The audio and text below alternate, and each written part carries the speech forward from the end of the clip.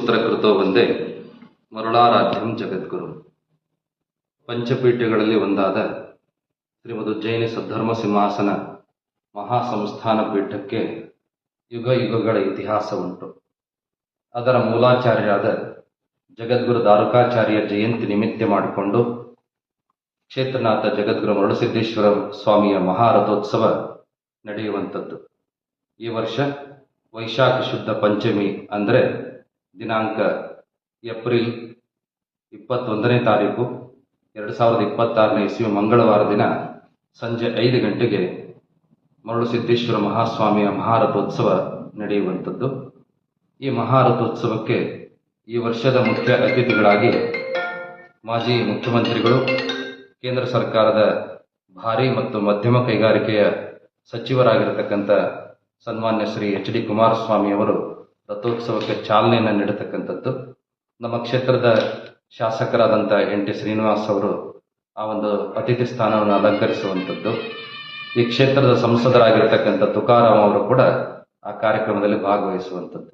ಇನ್ನು 2ನೇ ದಿನ ಅಂದರೆ ಏಪ್ರಿಲ್ 22ನೇ ತಾರೀಕು ಬುಧವಾರ ಶಿಖರ ತೈಲಾಭಿಷೇಕ ಪ್ರಪಂಚದಲ್ಲಿಯೇ ಅಪರೂಪವಾಗಿರುವಂಥದ್ದು. ಎಲ್ಲ ಕಡೆಯಲ್ಲೂ ಕೂಡ ದೇವಸ್ಥಾನದಲ್ಲಿ ದೀಪಕ್ಕೆ ಎಣ್ಣೆಯನ್ನು ಹಾಕಿದರೆ, ಮೂರ್ತಿಗಳಿಗೆ ಎಣ್ಣೆಯನ್ನು ಲೇಪನ ಮಾಡಿದರೆ, ಇಡೀ ಪ್ರಪಂಚದಲ್ಲಿ ಗೋಪುರದ ಶಿಖರಕ್ಕೆ ಸಾವಿರ ಲೀಟರ್ ಎಣ್ಣೆಯನ್ನು ಅಭಿಷೇಕ ಮಾಡತಕ್ಕಂಥ ಅಪರೂಪದ ಸನ್ನಿವೇಶ ಇದೇ ಏಪ್ರಿಲ್ 22 ಬುಧವಾರ ಸಂಜೆ 5 ಗಂಟೆಗೆ ನಡೆಯುವಂಥದ್ದು. ಶಿಖರ ತೈಲಾಭಿಷೇಕ ಅನ್ನುವಂತಹ ಕಾರ್ಯಕ್ರಮ. ಆ ಕಾರ್ಯಕ್ರಮಕ್ಕೆ ಸನ್ಮಾನ್ಯ ಕೇಂದ್ರ ಸರ್ಕಾರದ ರೈಲ್ವೆ ಸಚಿವರಾಗಿರ್ತಕ್ಕಂಥ ವಿ ಸೋಮಣ್ಣನವರು ಭಾಗವಹಿಸುವಂಥದ್ದು.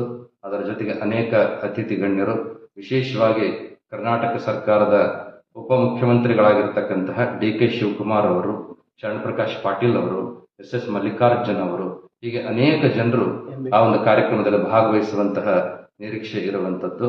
ವಿಶೇಷವಾಗಿ ಭಕ್ತರಿಗೆಲ್ಲರಿಗೂ ಕೂಡ ಒಂದು ಸೂಚನೆಯನ್ನು ಕೊಡುವಂಥದ್ದು ಏನಪ್ಪಾ ಅಂತ ಕೇಳಿದ್ರೆ, ರಾಜ್ಯದಲ್ಲಿ ದೇಶದಲ್ಲಿ ಸಿಲಿಂಡರ್ನ ಅಭಾವ ತಾಂಡವವಾಡಿ ಅನೇಕ ಕ್ಷೇತ್ರಗಳಲ್ಲಿ ಪ್ರಸಾದದ ಯೋಜನೆಯನ್ನ ರದ್ದುಗೊಳಿಸಿರ್ತಕ್ಕಂಥ ಹಿನ್ನೆಲೆಯಲ್ಲಿ ಈ ಜಾತ್ರಾ ಮಹೋತ್ಸವದ ಸಂದರ್ಭದಲ್ಲಿ ಕಟ್ಟಿಗೆಯಿಂದ ಪ್ರಸಾದವನ್ನು ತಯಾರು ಮಾಡುವಂತಹ ಹಿನ್ನೆಲೆ ಇರೋದ್ರಿಂದ ಯಾರೂ ಕೂಡ ಆತಂಕಕ್ಕೆ ಒಳಗಾಗದೆ ಪ್ರಸಾದ ಶ್ರೀಪೀಠದಲ್ಲಿ ನಿರಂತರ ದಾಸೋಹ ಇರುವಂಥದ್ದನ್ನ ನಿಮ್ಮೆಲ್ಲರ ಗಮನಕ್ಕೆ ತರಬಯಸ್ತಾ ಇದ್ದೇವೆ.